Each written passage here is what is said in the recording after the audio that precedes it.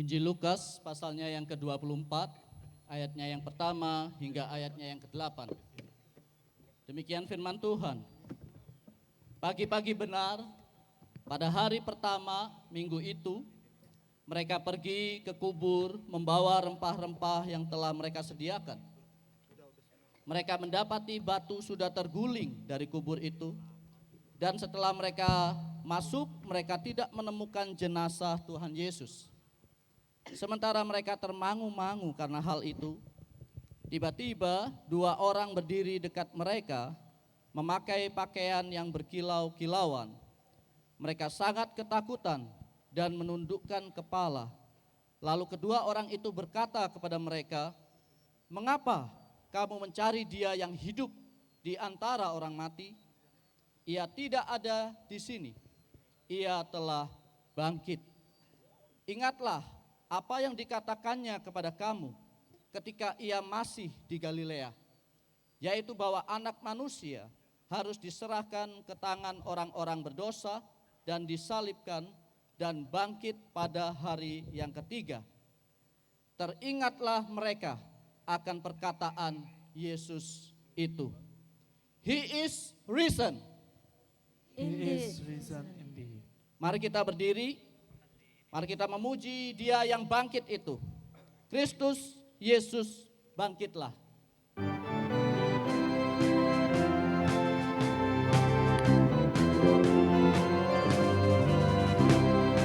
Kristus Yesus bangkitlah, haleluya. Malak makhluk soraklah, haleluya. Angkat suara pujilah, haleluya. Bumi surga meriah, haleluya. Raja mulia bangkitlah, haleluya. Jiwaku ditebusnya, haleluya.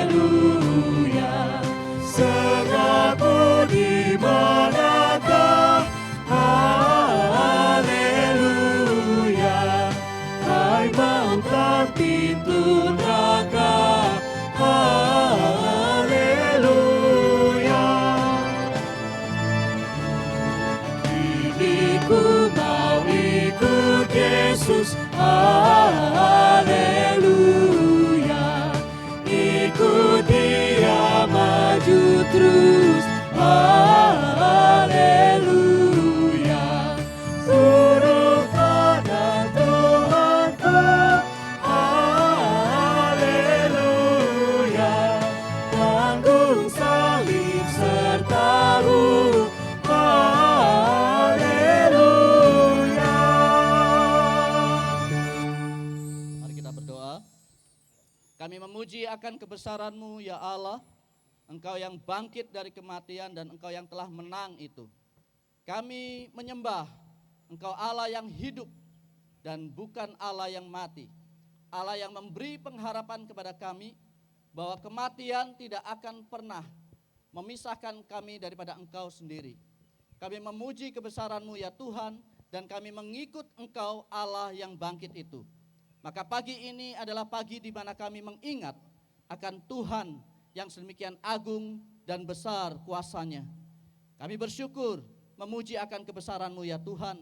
Biarlah ibadah pagi ini adalah ibadah yang kami laksanakan dengan sukacita, dengan sorak-sorai oleh karena kemenangan yang telah Engkau sendiri nyatakan, dan kemenangan yang pastinya nanti juga kami nantikan.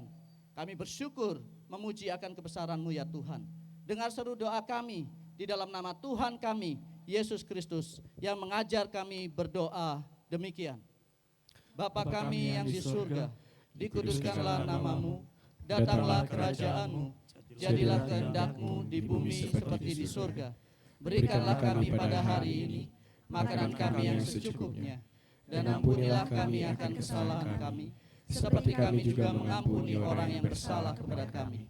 dan janganlah membawa kami ke dalam pencobaan, tetapi lepaskanlah kami daripada yang jahat. Karena Engkau yang punya kerajaan dan kuasa dan kemuliaan sampai selama-lamanya. Amin. Bacaan Alkitab terambil dari 1 Korintus 15 ayat 54 sampai 57. Kita akan membaca secara bertanggapan. Sesudah yang binasa ini mengenakan yang tidak dapat binasa, dan yang dapat mati ini mengenakan yang tidak dapat mati. Akan digenapi firman yang tertulis, maut telah ditelan dalam kemenangan. Hai maut, di manakah kemenanganmu? Hai maut, di manakah sengatmu? Sengat maut ialah dosa, dan kuasa dosa ialah hukum Taurat. Bersama-sama, namun syukur kepada Allah yang telah memberikan kepada kita kemenangan melalui Tuhan kita Yesus Kristus. Terpujilah Dia, marilah setiap kita mengatakan mulia dan menang.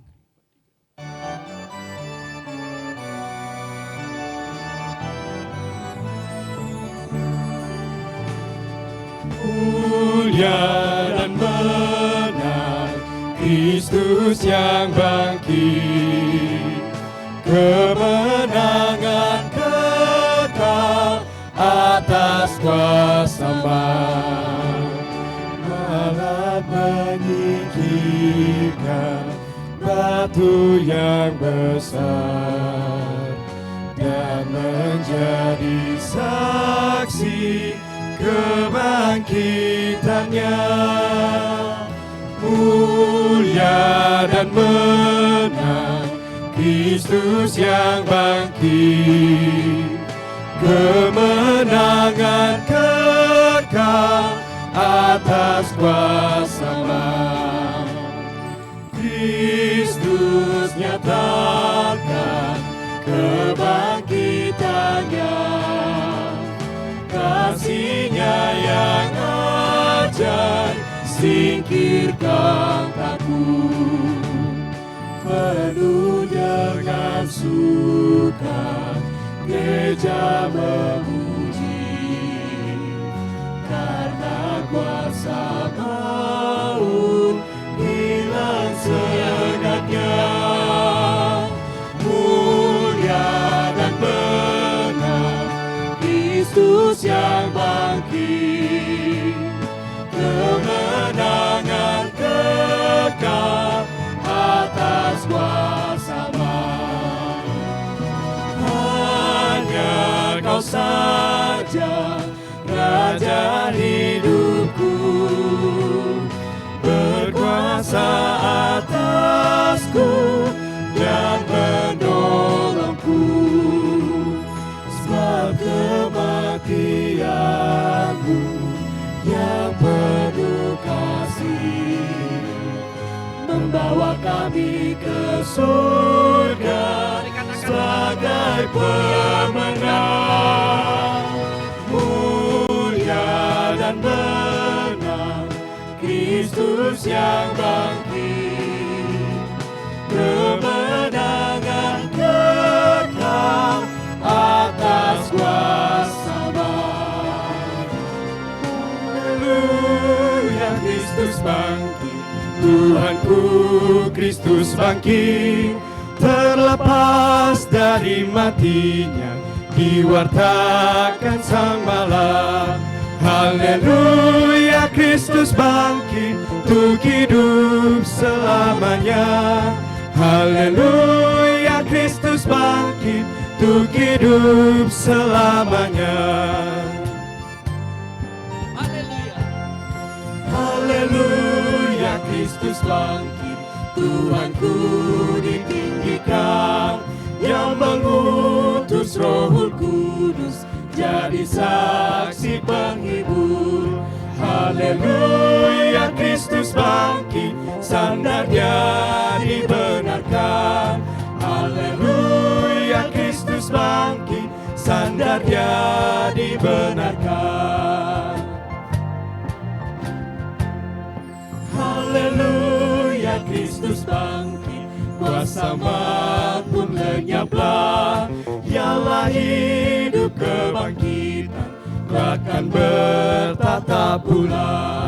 Haleluya, Kristus bangkit, kelak akan bertata pula. Haleluya, Kristus bangkit, kelak akan bertata pula.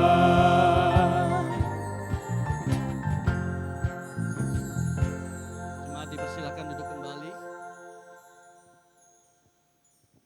Mari datang kepada Dia yang membawa kemenangan itu. Datang kepada Dia yang jelas mematahkan kuasa maut itu. Datang kepada Dia dengan kerendahan hati, mengaku setiap dosa dan pelanggaran kita di hadapannya, tetapi sekaligus juga dengan kemantapan hati kita tahu bahwa Dia yang telah mengampuni kita, memberikan kita pengharapan. Mari datang kepadanya dengan pengakuan dosa kita di hadapan Tuhan. Mari kita tundukkan kepala, kita berdoa.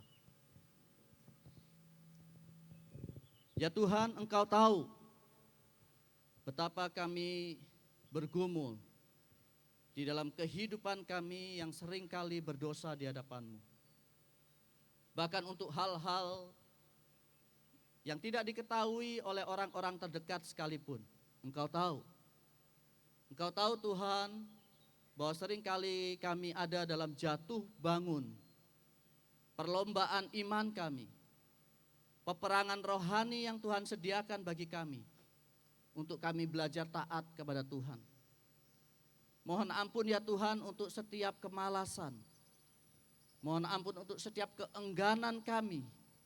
Mohon ampun bahkan untuk setiap pikiran yang jahat dan kata-kata yang tidak tepat yang terlontar dari mulut kami. Mohon ampun untuk setiap iri hati, kesombongan kami. Mohon ampun untuk semua hal yang bahkan kami sembunyikan dari orang lain, tetapi Engkau tahu. Maka di hadapan Engkau Allah yang Maha Tahu itu, pagi hari ini kami datang dengan segala kerendahan hati. Mohon ampun atas segala dosa dan pelanggaran kami.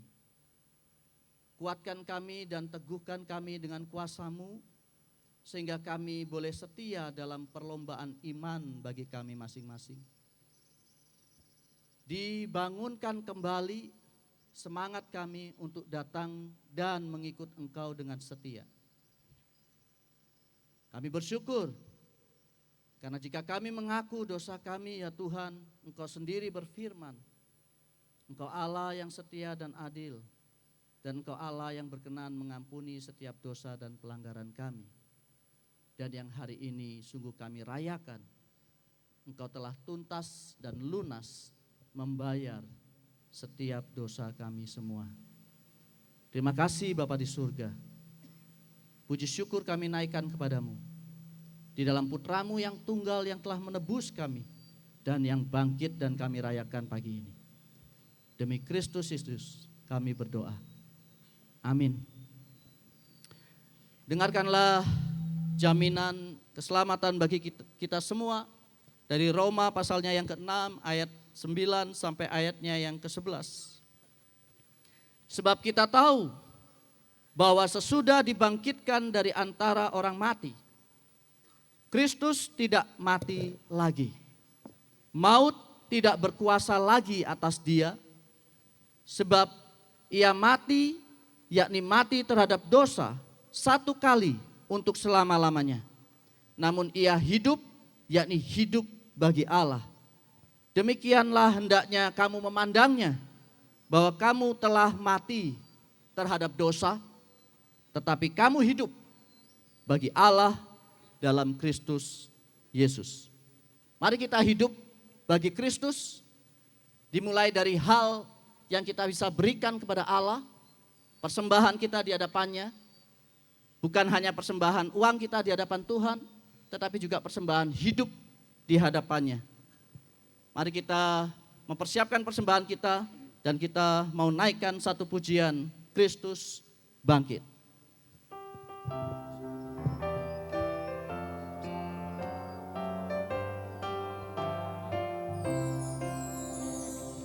Di dalam kubur gelap, Tuhanku Yesus dibaringkan senyap, Tuhan Yesus, Juru Selamat bangkitlah, kuasa iblis hilanglah segera, maut dan kubur tak berkuasa atasnya, musuh manusia dikalahkannya. Pujilah namanya, Tuhan Yesus hiduplah. Dan sia-sialah kubur dijaga, pun tiada gunanya batu besar. Juru Selamat bangkitlah, kuasa iblis hilanglah segera, maut dan kubur tak berkuasa atasnya, musuh manusia dikalahkannya. Pujilah namanya, Tuhan Yesus hiduplah. Kubur terbukalah, Yesus bangkitlah, kuasa maut lenyap tak bersengat. Juru Selamat bangkitlah, kuasa iblis hilanglah segera, maut dan kubur tak berkuasa atasnya, musuh manusia dikalahkannya. Pujilah namanya, Tuhan Yesus hiduplah. Musik saja nyanyikan lagu ini.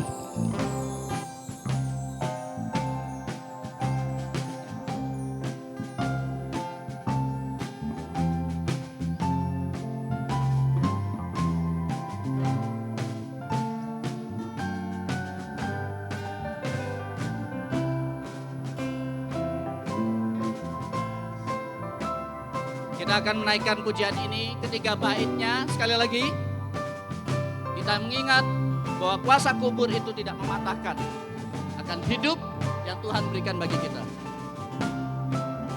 Bait yang pertama hingga bait yang ketiga kita akan nyanyikan sekali lagi. Di dalam kubur gelap, Tuhanku Yesus dibaringkan senyap. Tuhan Yesus, Juru Selamat bangkitlah, kuasa iblis hilanglah segera, maut dan kubur tak berkuasa atasnya, musuh manusia dikalahkannya. Pujilah namanya, Tuhan Yesus hiduplah. Dan sia-sialah kubur dijaga, pun tiada gunanya batu besar.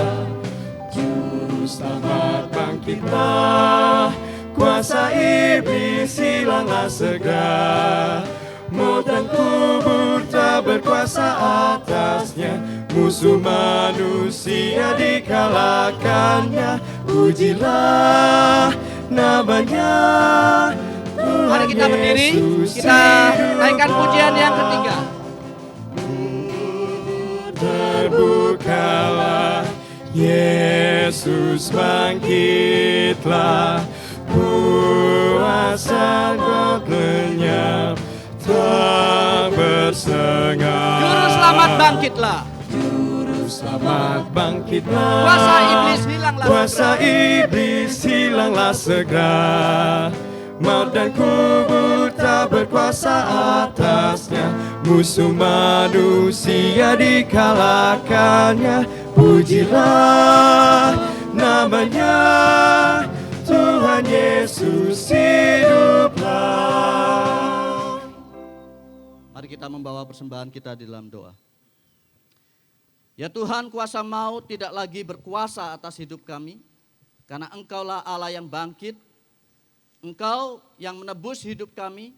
Kiranya setiap kami boleh hidup bagi Tuhan, yang menebus dan yang membayar lunas setiap dosa kami.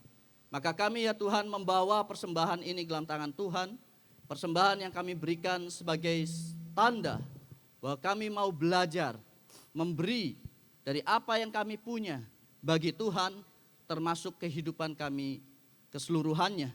Kami membawa persembahan kami dalam tangan-Mu, kiranya Tuhan Allah yang berkenan untuk memakainya menjadi alat di tangan Tuhan untuk pekerjaan Tuhan di muka bumi ini. Kami bersyukur, berterima kasih, terimalah persembahan kami ya Tuhan. Demi Kristus Yesus Tuhan kami berdoa. Amin. Jemaat dipersilakan duduk kembali. Mari kita siapkan hati kita, boleh mendengar kebenaran firman Tuhan. Dan kita mau menaikkan satu pujian, karena Dia hidup, maka ada hari esok buat kita. Mari kita naikkan pujian ini.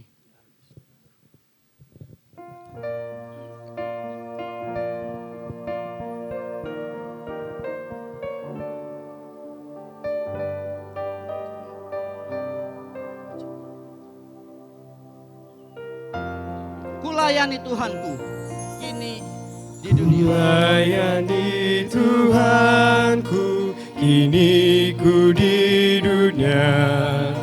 Ku tak tetap hidup selama-lamanya. Rahmatnya ku alami, suaranya ku dengar. Tiap ku memerlukannya, Ia mendengar. Kristus hidup, kini tetap hidup. Dia dekatku, Dia sertaku, jalan yang ku tempuh. Kristus hidup, ku memasyurkannya. Kau bertanya yang hidupkah, benar Yesus hidup. Di mana ku berada, ada kasih Tuhan.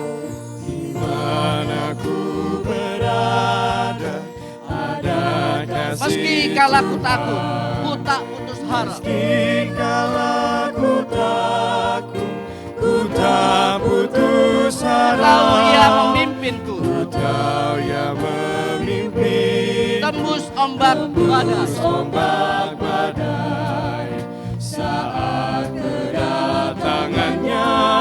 Mari kita naikkan pujian ini. Kristus hidup, kini tetap hidup. Kristus hidup, kini tetap hidup. Ia dekatku, Ia sertaku, jalan yang ku tempuh. Kristus hidup, ku memasyurkannya. Kau bertanya yang hidupkah, benar Kristus hidup. Bait yang ketiga. Umat Tuhan menyilah, bersorak memuji, menyanyi haleluya bagi Kristus Raja. Tuhan pengharapanku dan kekuatanku, tak seorang seindah Dia Kristus hidup, kini kasih. Dia tetap hidup. Kristus hidup, Pada hambanya pendeta yang ada kini salib. tetap hidup. Ia dekatku, Ia sertaku, jalan yang ku tempuh. Kristus hidup, ku memasyurkannya. Kau bertanya yang hidupkah, benar Kristus hidup.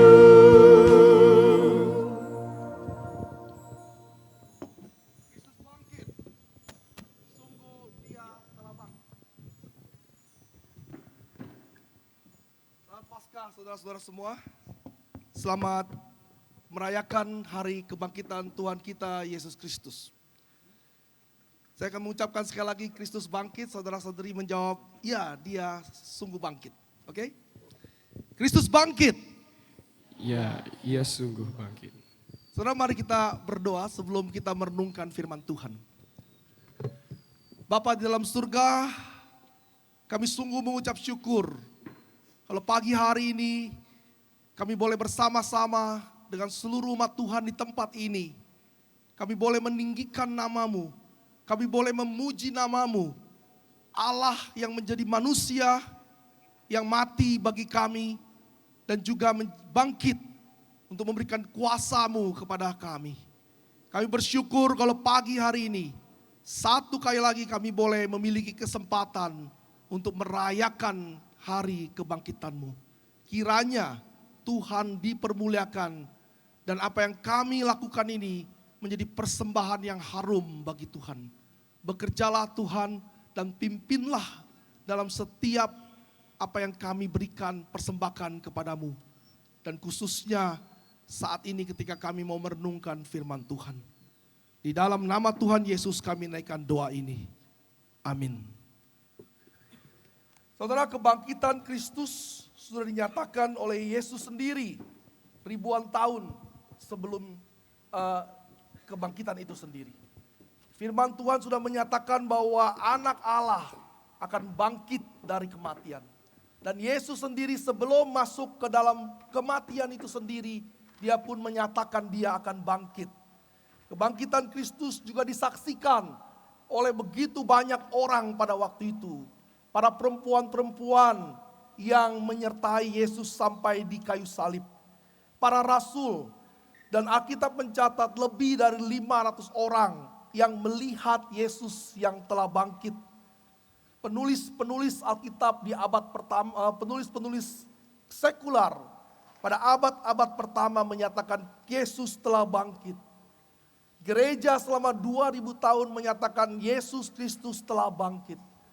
Saudara, bagi kita orang Kristen yang di dalam Kristus, maka seharusnya kita tidak lagi mempertanyakan apakah Yesus bangkit atau tidak. Kita seharusnya adalah menikmati kebangkitan Kristus. Maka sebagai orang yang ada di dalam Kristus, yang bersatu dengan Kristus, pertanyaan kita adalah apakah kita setiap hari, setiap saat berbagian dengan kuasa kebangkitan ini. Maka Paskah tahun ini saya ingin mengajak kita semua untuk merenungkan bagaimana kita dapat menikmati kuasa kebangkitan Kristus. Dari hari demi hari sampai kita bertemu dengan Kristus muka dengan muka, kita menikmati kuasa ini. Bukan sekedar merayakan, tapi menikmati. Itulah yang ditawarkan oleh kitab suci. Saudara, kita akan melanjutkan pembahasan kita dari Filipi 3 ayat 10 sampai 11. Saya akan membacakan bagi kita semua. Filipi 3 ayat 10 sampai 11.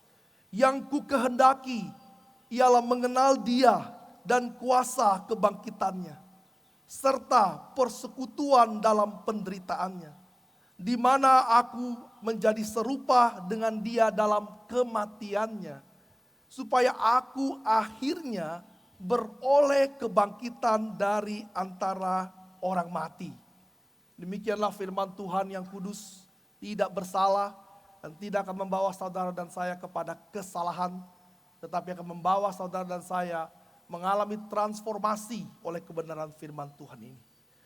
Saudara, persatuan dengan Kristus atau union with Christ adalah poin penting daripada kitab suci. Di dalam perjanjian baru, saudara akan menemukan begitu banyak prinsip-prinsip tentang union with Christ. Persatuan dengan Kristus. Ini menjadi teologi yang terus dikumandangkan oleh begitu banyak teolog-teolog reform. Yang dimulai dari John Calvin, John Owen, John Murray, John Frame, dan juga John Halim, saudara. Saudara, John Owen mengatakan demikian. Persatuan dengan Kristus adalah penyebab dari semua kasih karunia yang kita terima. Semua karunia rohani dikomunikasikan kepada kita berdasarkan persatuan kita dengan Kristus. Oleh karena itu, persatuan dengan Kristus adalah dasar dari seluruh ordo salutis. Proses adopsi, pembenaran, pengudusan, membuat kemampuan kita untuk berbuah, ketekunan kita. Dan pada akhirnya kemuliaan yang Tuhan kerjakan itu terjadi hanya ketika kita bersatu dengan Kristus. Tanpa persatuan dengan Kristus, saudara tidak akan mendapatkan apapun juga yang kita ketahui dari ordo salutis ini. Persatuan kita dengan Kristus membuat kita berpartisipasi dalam kisah Yesus itu sendiri. Ketika saudara bersatu dengan seseorang, saudara akan berbagian dengan kisahnya. Maka bagi kita yang di dalam Kristus, maka kita juga mati, kita dikuburkan, kita juga bangkit, kita juga naik, dan kita juga akan duduk di surga pada waktunya. Bersama-sama dengan Kristus di dalam kemuliaan. Paulus mengatakan suatu hari Yesus akan datang kembali dan menampakkan dirinya bersama-sama dengan orang yang ada di dalam Kristus. Dengan kata lain, Paulus mengatakan Yesus tidak akan nampak, tidak akan muncul, datang kembali tanpa kita. Suatu hal yang begitu indah, bukan? Bahwa jika kita di dalam Kristus, kita akan bersama-sama dengan Dia. Saudara, persatuan kita dengan Kristus akan begitu menyeluruh. Tidak mungkin kita akan mengalami setengah di dalam Kristus dan setengah lagi di luar Kristus.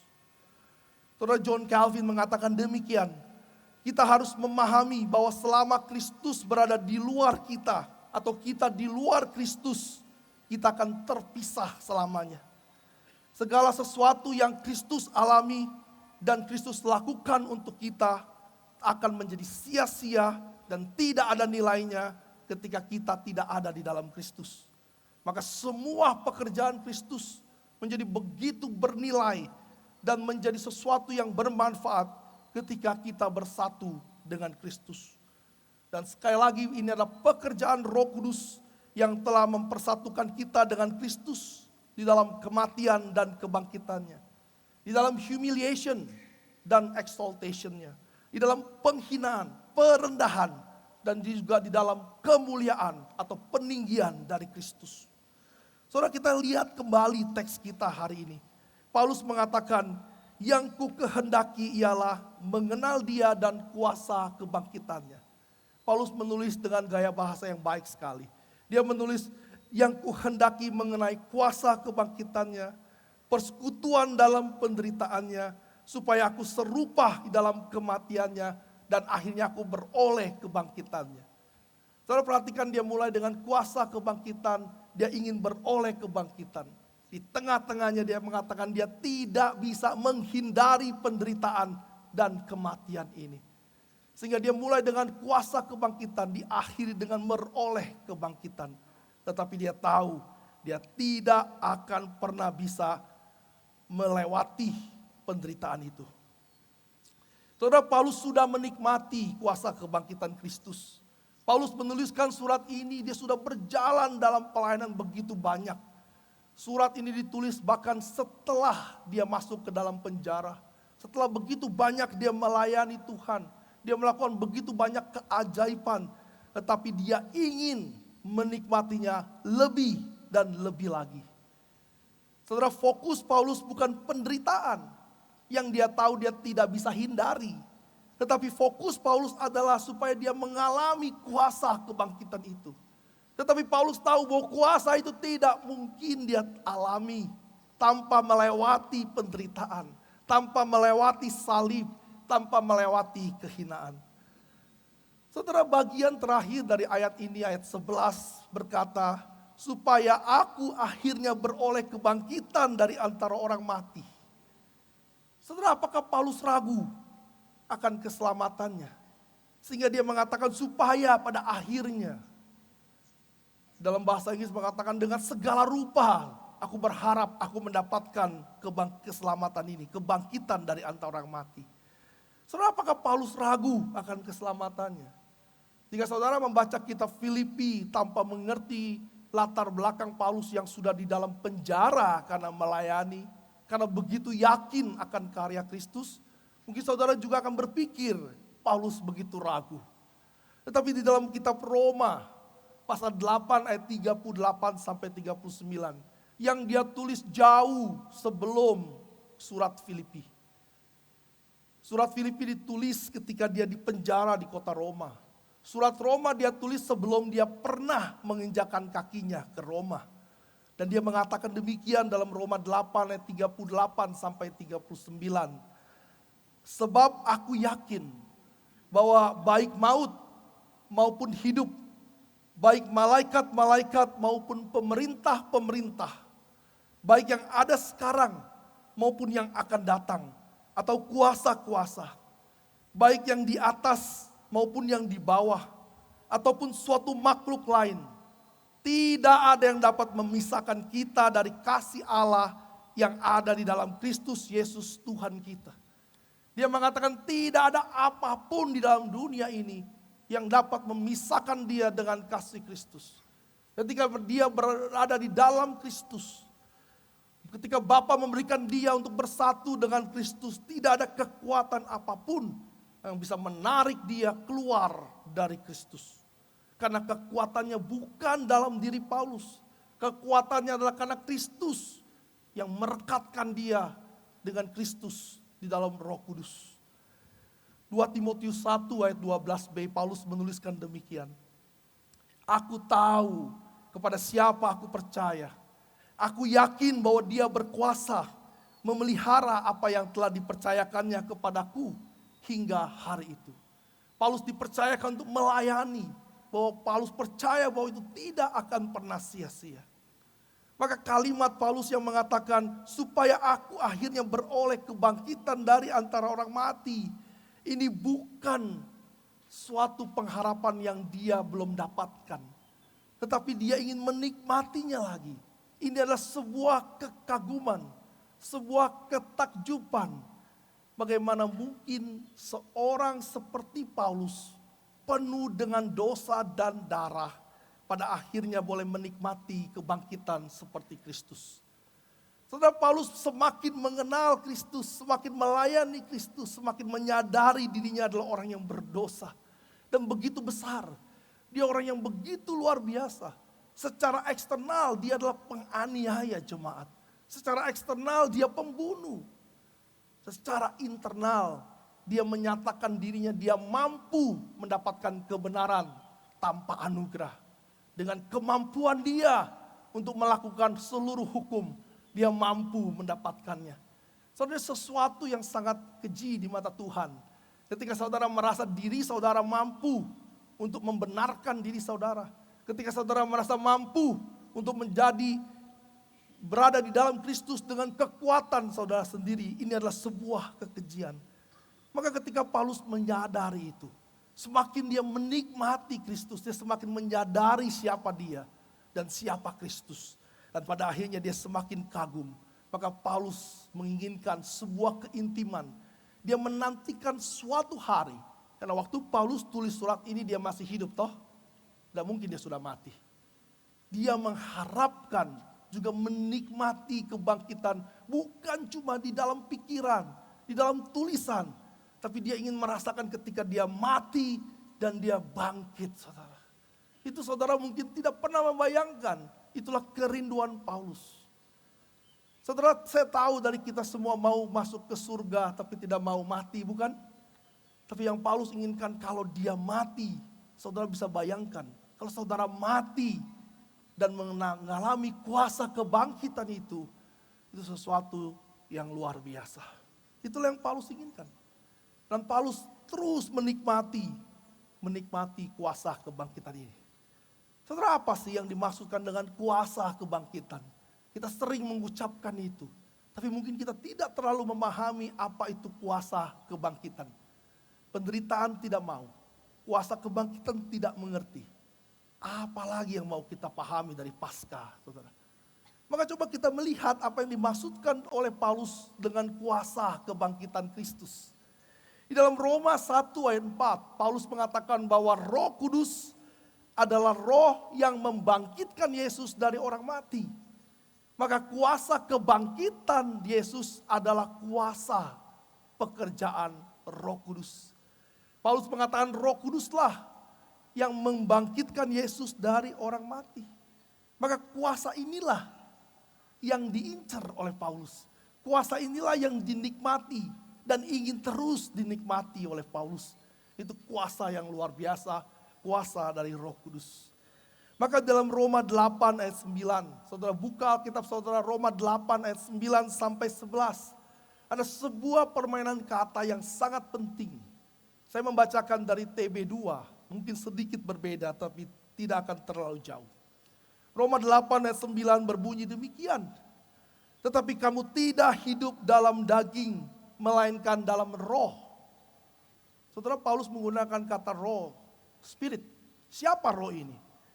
Lalu Paulus mengatakan jika memang roh Allah, Paulus sudah mengatakan roh Allah diam di dalam kamu. Tetapi jika orang tidak memiliki roh Kristus, ia bukan milik Kristus. Di dalam ayat ini dia menggunakan 3 kali kata roh, yaitu roh Allah, roh Kristus.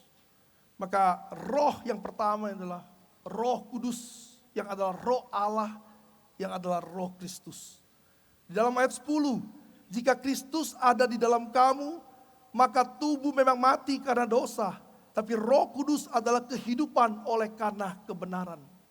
Engkau hidup di dalam roh jika roh Allah ada dalam dirimu. Jika Roh Kudus ada dalam dirimu, engkau adalah milik Kristus. Tapi yang membuat engkau hidup adalah Roh Kudus. Saudara bisa mengatakan, melihat bagaimana Roh Kudus adalah roh Allah, adalah roh Kristus. Karena itu kuasa kebangkitan Kristus adalah di dalam Roh Kudus yang adalah roh Kristus sendiri. Dan Roma 8 ayat 11. Dan jika roh dia, saudara boleh pikirkan siapa dia di sini, tapi kalau saudara mau melihat konteks, Paulus sedang menunjuk kepada roh dia, itu roh Allah yang telah membangkitkan Yesus dari antara orang mati, diam di dalam kamu. Jika roh Allah diam di dalam kamu, roh Allah yang telah membangkitkan Yesus diam di dalam kamu, ia yang telah membangkitkan Kristus Yesus dari antara orang mati, maka roh yang sama akan menghidupkan juga tubuhmu yang fana oleh rohnya yang diam di dalam kamu. Terus inilah yang Paulus inginkan. Roh Allah, roh Kristus, roh Kudus, roh yang suci ini yang diam dalam Kristus dan membangkitkannya. Maka Paulus ingin menekankan bahwa kuasa kebangkitan Kristus yang pertama itu adalah kuasa Roh Kudus di dalam hidup setiap orang Kristen. Itu kuasa roh Allah itu sendiri. Kita tidak bicara 3 roh, saudara. Kita bicara roh yang sama. Itu Roh Kudus. Saudara, Paulus menekankan bahwa roh yang sama akan membangkitkan kita. Roh Kudus akan memanggil kita. Roh Kudus akan melahirbarukan kita. Roh Kudus akan menghidupkan kita dari kematian rohani. Roh Kudus akan berdiam di dalam diri setiap orang yang ada di dalam Kristus. Dan Roh Kudus yang memberikan kita kemampuan untuk bertobat dan percaya. Maka Paulus ingin roh yang seperti ini terus hidup di dalam diri dia. Roh yang terus menyucikan dia. Maka di hari Paskah ini, saudara jangan hanya merayakan kubur yang kosong. Saudara jangan hanya merayakan kebangkitan Kristus. Tapi ketika Paulus tahu Kristus bangkit, ada roh yang bekerja dalamnya dan dia ingin mendapatkan roh itu. Maka pada hari Paskah ini, apakah saudara sudah merasakan kuasa Roh Kudus ini? Kuasa kebangkitan Kristus ini. Kuasa yang menghidupkan saudara dari kematian spiritual. Kuasa yang melahirbarukan saudara. Dan pertanyaan berikutnya, apakah tanda-tanda saudara telah lahir baru itu ada? Saya tidak pernah peduli kapan saudara lahir baru. Saya tidak pernah peduli kapan saudara mengambil doa pertobatan. Pertanyaan saya, jika saudara pernah lahir baru, jika saudara pernah berkomitmen untuk mengikut Yesus, adakah tanda-tanda dari komitmen itu? Adakah tanda-tanda dari kelahiran baru? Jika setiap Paskah kita memikirkan ini, Kita melakukan spiritual check up. Benarkah saya sudah lahir baru? Apa tandanya? Itulah kuasa Roh Kudus yang menyertai kebangkitan Kristus. Jika saudara tidak memiliki tanda-tanda itu, maka saudara belum mendapatkan kuasa kebangkitan Kristus. Yang kedua, kuasa kebangkitan Kristus adalah kuasa Roh Kudus yang menyertai pelayanan Paulus. Sudah tentu Paulus sangat menginginkannya lagi dan lagi, bukan? Paulus mengalami kuasa kebangkitan Kristus ketika dia selaput matanya dibukakan oleh Roh Kudus. Dan pada waktu itu dia dipenuhi Roh Kudus dan dia terus memberitakan Yesus adalah anak Allah. Saudara, pekerjaan pengabaran Injil yang Paulus lakukan melalui pemberitaan firman telah membuat orang begitu banyak datang, dan itu adalah pekerjaan Roh Kudus. Paulus ketagihan melihat Roh Kudus bekerja. Dia memberitakan firman dan Roh Kudus bekerja menyertai pelayanannya, membuat dia ketagihan. Karena Paulus sadar, Paulus menyadari bahwa tanpa pekerjaan Roh Kudus, maka Paulus hanya bergantung kepada kepandaiannya berteologi, berorasi, kepandaiannya mempengaruhi orang, dan semua itu tidak mungkin akan berhasil. Saudara, kelahiran baru adalah pekerjaan Roh Kudus. Maka tanpa Roh Kudus bekerja, sehebat apapun pemberitaan Injil itu, manusia tidak mungkin mengubah hati manusia. Saudara, agar efektif, maka membutuhkan pekerjaan Roh Kudus. Maka ketika Paulus mengumumkan, aku ingin mengenal lebih lagi kuasa kebangkitan. Paulus ingin mengenal, menikmati pekerjaan Roh Kudus di dalam hidup dia. Karena dia tahu Roh Kuduslah yang mentransformasikan orang. Roh Kuduslah yang membuat doa-doa Paulus dijawab. Roh Kuduslah yang memberkati pemberitaan firman menjadi efektif untuk menyelamatkan orang. Maka keberhasilan pelayanan Paulus dan pelayanan setiap kita hanya ketika kita bergantung kepada Roh Kudus. Pertanyaan kita untuk poin kedua ini, ketika saudara begitu aktif, begitu banyak waktu melayani Tuhan, apakah saudara mengandalkan Roh Kudus? Atau saudara melayani Tuhan karena saudara pandai bernyanyi, jauh lebih bagus dari saya? Pasti. Saudara mungkin mau melayani karena saudara berpikir mampu berapologetik. Saudara mampu berteologi dengan baik. Atau yang lebih sederhana, saudara mampu menolong orang, menasihati orang. Semua berangkat dari kekuatan kemampuan saudara. Mungkin saudara bergantung kepada kekayaan saudara untuk menolong orang. Kekayaan saudara untuk mengerjakan banyak pekerjaan Tuhan, tetapi tanpa kuasa dari Roh Kudus, itu semua akan menjadi sia-sia. Yang ketiga, kuasa dari kebangkitan Kristus adalah kuasa Roh Kudus yang juga menguduskan kehidupan Paulus. Yang pertama yang melahirbarukan Paulus. Yang kedua yang menyertai pelayanan Paulus. Yang ketiga yang menguduskan kehidupan Paulus. Saudara, Paulus itu bukan orang yang tidak tahu tentang hal-hal rohani. Paulus itu murid guru besar. Dia sudah hampir guru besar juga, saudara. Kalau dia tidak bertemu dengan Kristus. Dia mengerti, dia mengklaim untuk melakukan hukum Taurat, aku tidak bercacat. Saudara, kita disuruh mengevaluasi apakah saudara tidak bercacat melakukan 10 hukum Allah. Berat, bukan? Berat. Tapi Paulus mengatakan dalam Roma 8 ayat 5 dan 6. Menurut roh, ketika dia hidup menurut roh, dia mampu memikirkan hal-hal yang rohani. Seorang yang begitu mengerti hukum akhirnya menyerah. Dan dia berkata, karena Roh Kudus yang membuat dia mampu memikirkan hal-hal yang rohani. Tanpa Roh Kudus yang kita pikirkan sepertinya tampaknya rohani, tapi itu bukan hal-hal yang rohani. Banyak orang menggunakan kekristenan dan pelayanan untuk menutupi dirinya, supaya dia terlihat baik. Tetapi Paulus yang begitu luar biasa dalam penampakannya kepada manusia, dia berkatakan Roh Kuduslah yang membuat dia memikirkan dan mengerjakan hal-hal yang rohani. Maka hidup menurut roh membuat dia mampu. Roh Kudus bukan cuma melahirbarukan Paulus, tapi Roh Kudus juga memberikan kemampuan kepada Paulus untuk menyenangkan Allah. Kita sering bernyanyi, bukan, menyenangkanmu itulah kerinduanku. Cuma kerinduan, saudara, tidak pernah kita lakukan. Tidak pernah bisa kita kerjakan. Di luar kuasa kebangkitan Kristus, maka saudara tidak mungkin bisa menyenangkan Allah.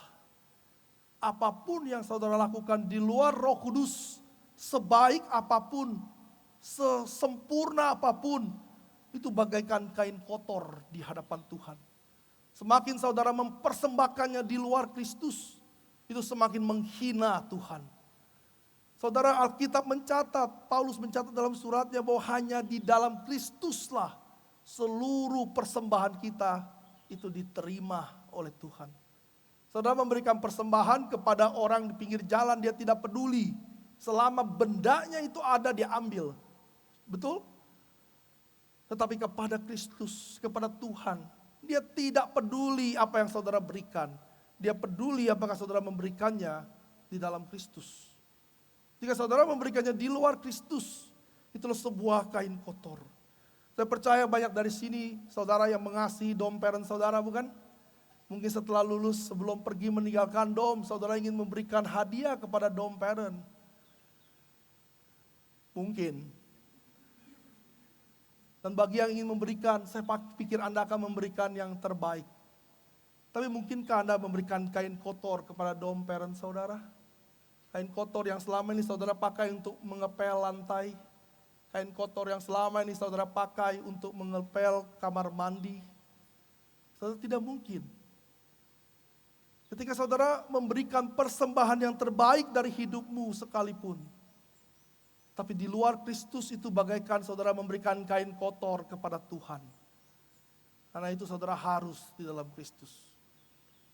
Seberapa kaya saudara, jika saudara tidak dalam Kristus, maka tidak satu sen pun yang akan menyenangkan hati Tuhan. Saudara, yang kedua, Roh Kudus juga membuat Paulus bukan cuma mampu menyenangkan Allah, tapi juga mampu untuk mematikan dosa di dalam dirinya. Saudara, kita akan membahas kitab Roma. Dalam kitab Roma menyatakan bagaimana Paulus bergumul di dalam keberdosaan yang terus juga menyerang dia. Paulus mengajarkan kuasa dosa itu tidak lagi berkuasa, tetapi dosa terus mengajak, menawarkan, menarik. Roma 8 dengan jelas kita tidak lagi hidup di dalam kuasa dosa. Tapi saudara, bukan berarti dosa tidak menawarkan kita.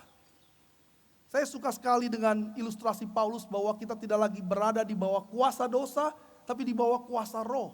Sehingga dosa tidak lagi mempengaruhi kita. Dan Yohanes dalam kitab Wahyu memberikan ilustrasi yang baik. Naga tua itu hanya duduk di pinggir melihat ibu yang sedang merawat anak-anaknya. Ibu dan anak-anaknya adalah lambang dari gereja. Naga tua adalah lambang dari iblis. Bahwa naga itu hanya bisa duduk di sana melihat umat Tuhan. Dia tidak bisa menyeret kita.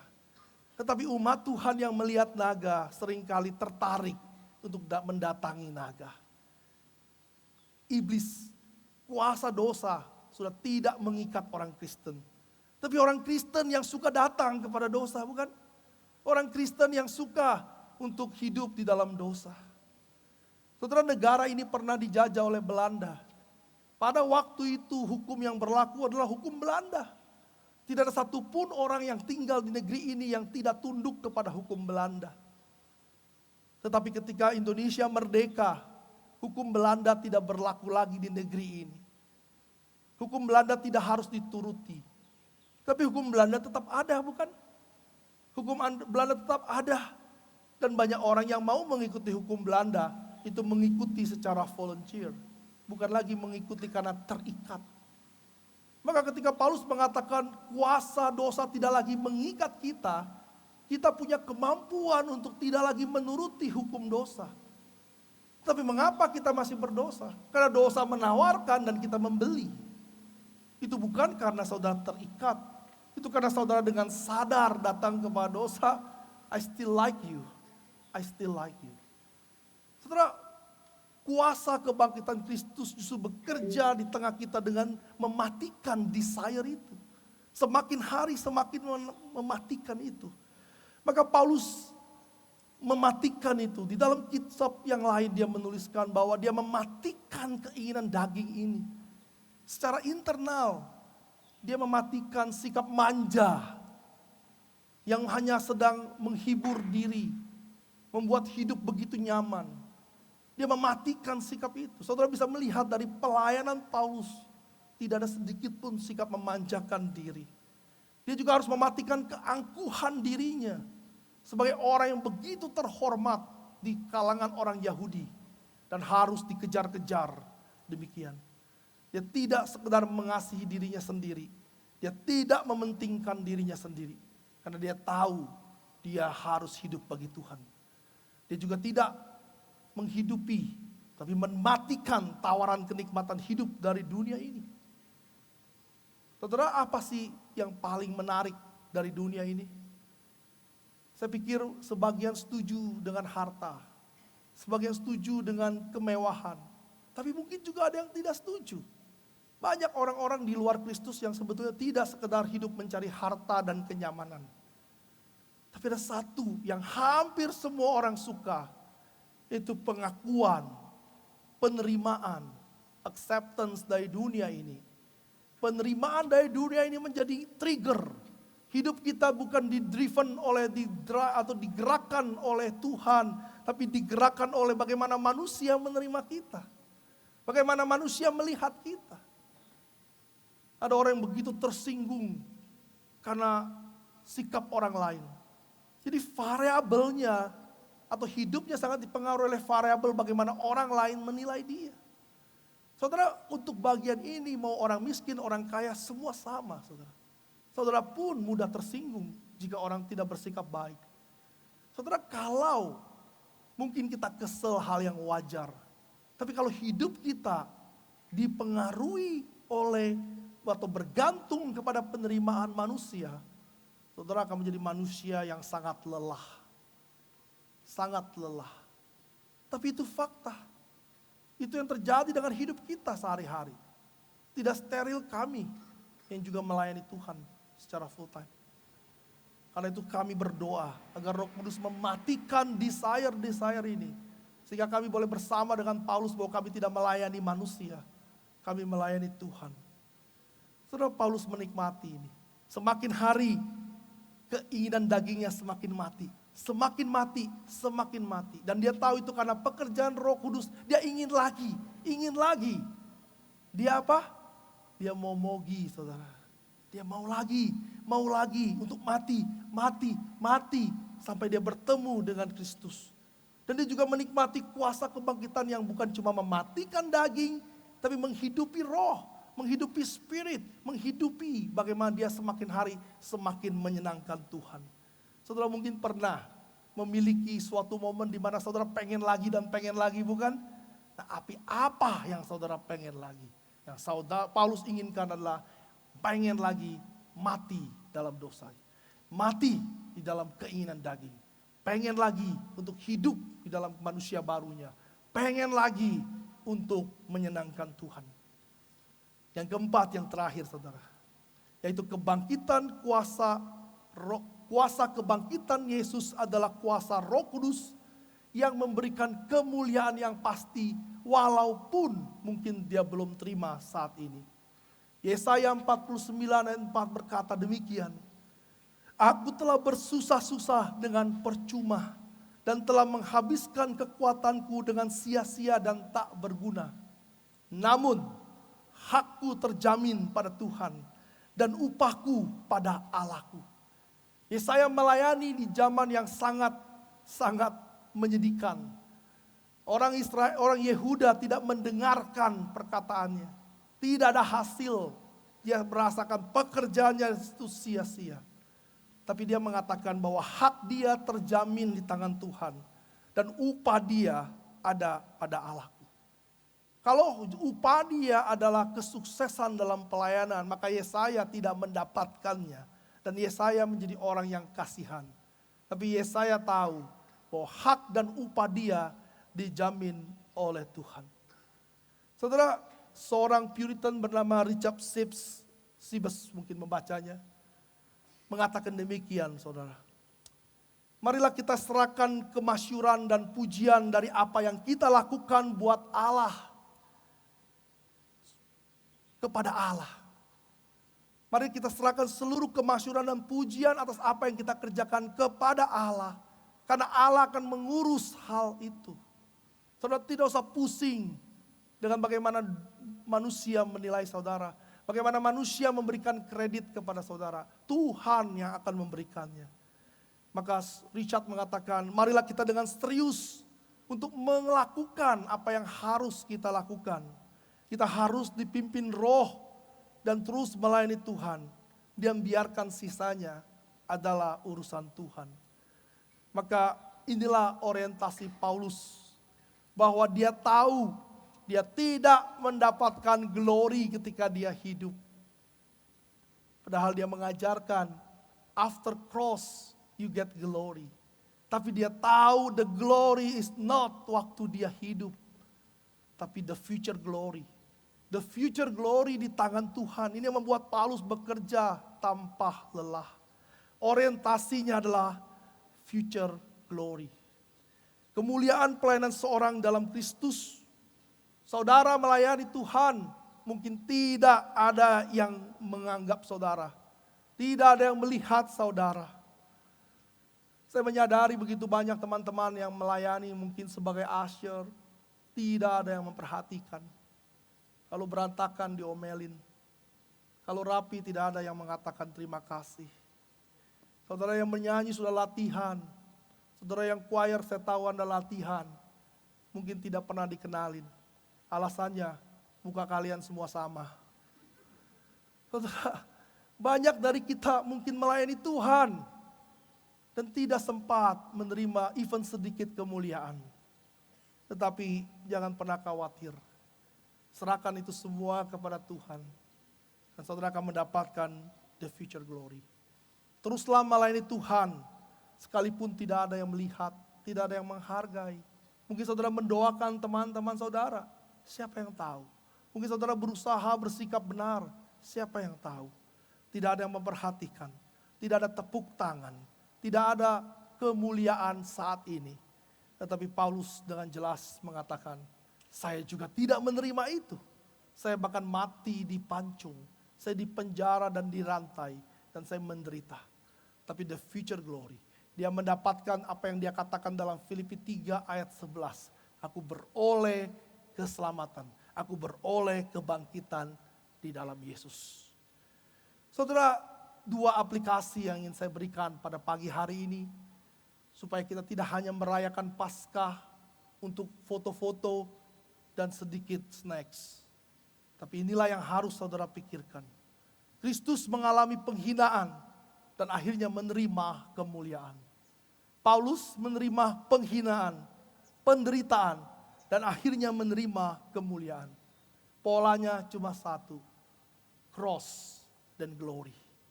There is no cross, there is no glory without cross. Maka jika saudara mengalami hal yang sama sekarang giliran kita. Kita sedang antri untuk mendapatkan kemuliaan itu. Kita sedang antri untuk mendapatkan sesuatu yang sudah didapatkan oleh Kristus dan Paulus dan para rasul dan para martir dan para bapak-bapak gereja sebelum kita. Selangkah lagi kita akan menerima kemuliaan itu. Bersabarlah dan bertekunlah di dalam Kristus. Saudara, sangat miris jika setiap Paskah kita hanya merayakan kubur kosong. Saudara, kubur kosong tidak pernah akan menyelamatkan saudara. Kubur kosong tidak pernah akan memberikan kuasa kebangkitan kepada saudara. Selama saudara tidak pernah bersatu dengan orang yang meninggalkan kubur kosong itu. Apa gunanya merayakan kubur kosong tanpa persekutuan dengan orang yang membuat kubur itu menjadi kosong? Saudara harus bersatu dengan Kristus yang membuat kubur itu menjadi kosong. Dan ketika saudara bersatu dengan Kristus yang membuat kubur menjadi kosong, saudara juga akan terciprat dengan darah yang mengalir dari tubuhnya. Tapi saudara jangan lemah. Ketika saudara terciprat darah Kristus, maka saudara juga akan memiliki kemuliaan dari tubuhnya. Dari tubuh yang sama.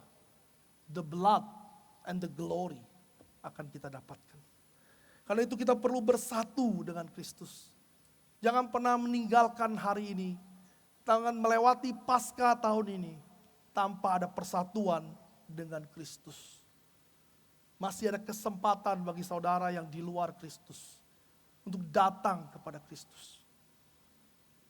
Saudara bisa menghubungi para dom parents, hamba-hamba Tuhan di tempat ini, untuk bagaimana menolong saudara berada di dalam Kristus. Puluhan kali, karena gak mungkin ratusan kali toh, merayakan Paskah.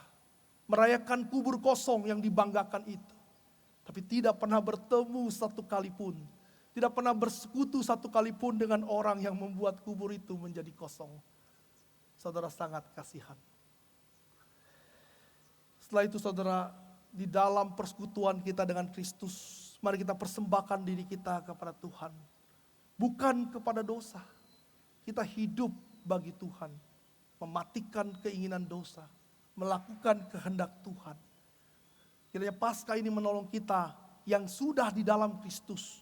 Untuk mencintai Tuhan dengan segenap hati, segenap jiwa, dan segenap kekuatan kita. Dan juga mencintai sesama kita. Dan bagi yang belum, bagi yang ragu, apakah saya dalam Kristus atau tidak. Bagi yang belum pernah menikmati persekutuan dengan orang yang meninggalkan kubur kosong itu. Datanglah. Datanglah kepada kami, kepada para dom parent yang akan menolong saudara untuk bertemu dengan orang yang meninggalkan kubur kosong itu, yaitu Yesus Kristus. Mari kita berdoa. Bapa di dalam surga, hamba selesai memberitakan firman-Mu. Hamba selesai membawa perenungan bahwa kuasa kebangkitan Kristus begitu powerful untuk kami nikmati bagi setiap kami yang ada di dalam Kristus. Tuhan tolong setiap pribadi di tempat ini supaya tidak hanya menyebut dirinya orang Kristen, tinggal bersama orang Kristen, makan bersama dengan orang Kristen, tapi tidak pernah ada di dalam Kristus. Tolonglah kami, sadarkankah kami. Kami bergantung kepada Roh Kudus untuk menyadarkan kami semua. Dan bagi semua kami yang sudah di dalam Kristus, teruslah bekerja, teruslah kuasa itu nampak dalam hidup kami. Sehingga mulai hari ini kami terus menerus memuliakan Tuhan. Kami terus menerus mematikan keinginan dosa dan menghidupkan keinginan roh. Kiranya nama Tuhan dipermuliakan dan kami semua menikmati persekutuan kami dengan Kristus di dalam kematian dan kebangkitannya. Di dalam nama Tuhan Yesus kami berdoa. Amin.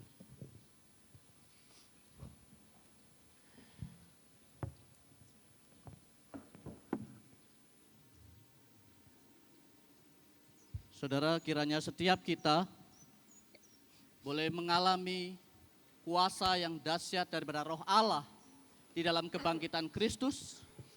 Dan di dalam anugerahnya kita juga boleh merasakan kuasa yang sama daripada Roh Allah yang melahirbarukan kita, yang menuntun kita kepada pertobatan, dan yang menyertai kita untuk setia di dalam perlombaan iman kita. Menyangkal diri, pikul salib, sampai kita kemudian beroleh kemuliaan yang datang daripadanya. Karena kecuali ada salib, maka tidak ada kemuliaan. Kecuali kita setia di dalam pertolongan Allah dalam anugerahnya, di dalam perlombaan iman bagi kita semua, kita akan mendapati satu kemuliaan yang tiada terkira itu. Sehingga setiap kita boleh berkata, sebab Dia hidup, ada hari esok. Takkan lagi aku takut, karena kita tahu hari esok kita yang hidup dan yang berpengharapan. Mari kita meresponi firman Tuhan dengan menaikkan satu pujian ini, karena dia hidup. Because he lives. Mari kita berdiri, kita naikkan pujian ini bagi Tuhan.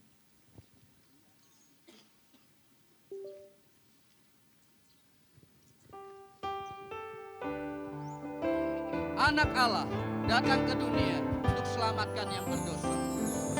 Anak Allah datang ke dunia untuk selamatkan yang berdosa. Ya tebusku mati di salib, kubur kosong nyatakannya Tuhanku hidup. Sebab ya hidup, ku ada hari esok, takkan lagi aku takut, dan ku tahu hari esokku, hidupku penuh harap karena dia hidup.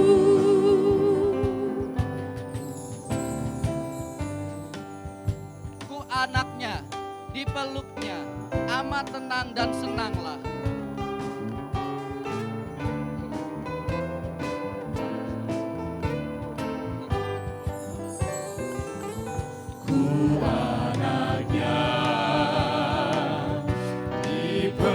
Dipelukannya amat tenang dan senanglah.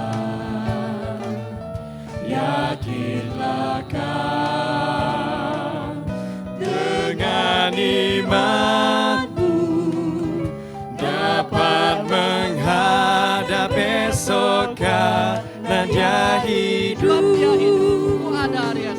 Sebab dia hidup, Ku ada hari esok, takkan lagi aku takut, dan ku tahu hari esokku hidup penuh harap karena dia hidup. Dan tamatlah jalan hidupku, ku menghadap perang yang dahsyat, dan Tuhanku mengalahkannya. Dalam mulia ku jumpa Tuhanku hidup. Sebab dia hidup, ku ada hari esok, takkan lagi aku takut, dan ku tahu hari esokku hidupku penuh harap karena dia hidup.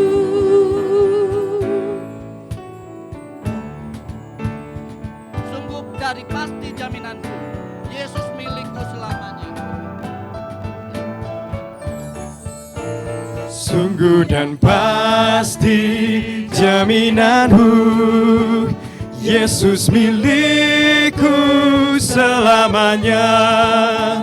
Ku mendapatkan keselamatan, lahir baru oleh Roh Kudus. Setiap hari ku masyurkan, memuji Yesus penebusku. Setiap hari ku masyurkan, memuji Yesus Bait yang kedua.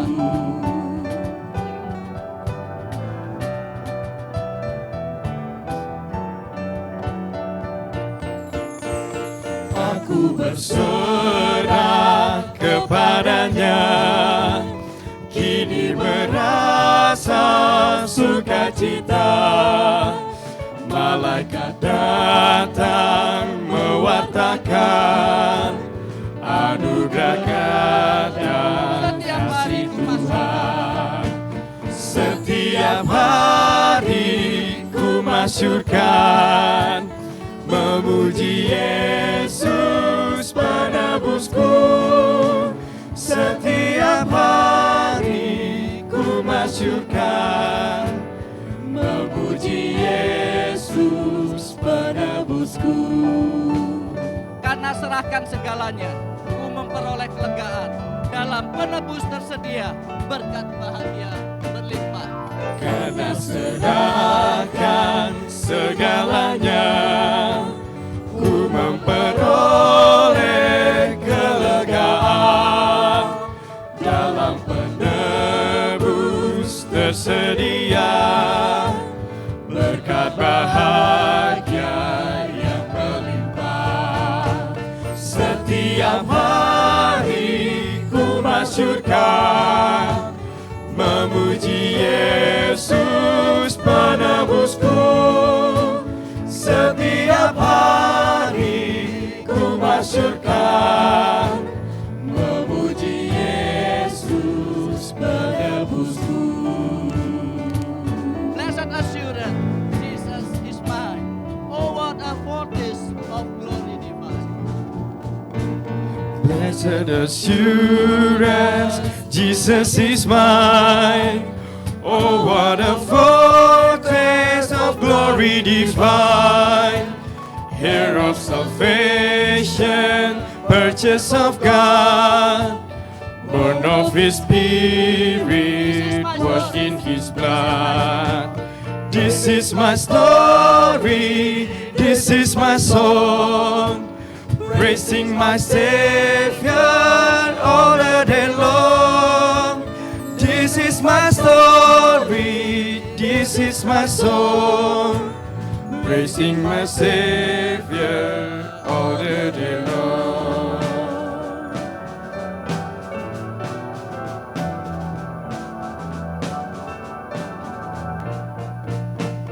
Perfect submission, perfect delight, visions of rapture now burst on my side. Angels descending, bring from above, echoes of mercy, whispers of love. This is my story, this is my song, praising my Savior all the day long. This is my story, this is my song, praising my Savior all the day long. Perfect submission, all at rest in my Savior, and happy and blessed. Perfect submission, all is at rest. I in my Savior am happy and blessed, watching and waiting, looking above, filled with His goodness, lost in His love. This is my story, this is my song, praising my Savior all the day long. This is my story, this is my song, praising my Savior all the day long.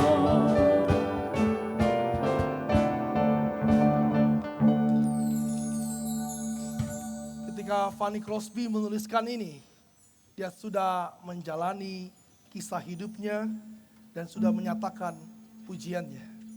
Maka dia mengatakan, this is my story, this is my song. Yaitu hidupnya untuk memuji, praising my Savior all the day long. This is my story, this is my song. What is your story? What is your song? Kiranya Paskah ini membuat saudara memikirkan kembali story apa yang saudara ingin persembahkan. Pujian apa yang saudara ingin naikkan. Mari kita pusatkan perhatian kita kepada Allah Tritunggal dan terimalah berkat dari Tuhan. Tuhan memberkati engkau dan melindungi engkau. Tuhan menyinari engkau dengan wajah-Nya dan memberikan engkau kasih karunia.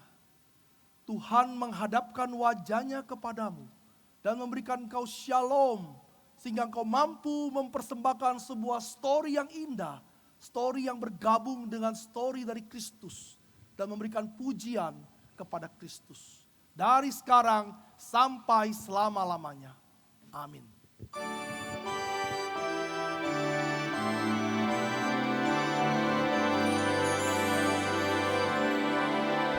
Praise God from whom all blessings flow.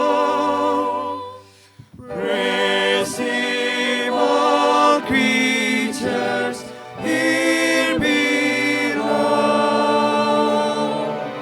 Praise Him above the heavenly hosts.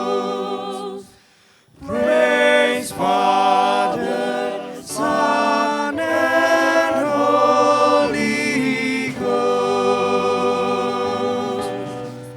Amen.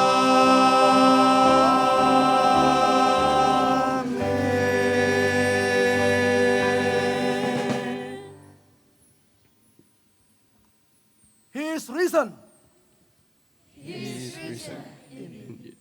Menyala bangku. Menyala bangku. Menyala Kristusku, menyala Kristusku, itu harus menyala Kristusku.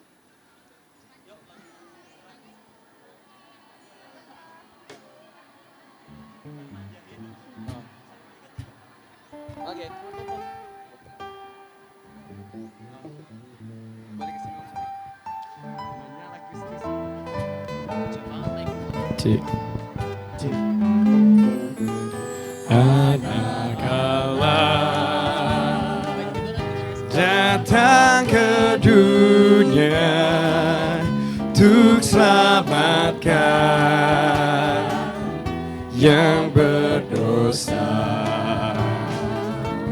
Ya tebusku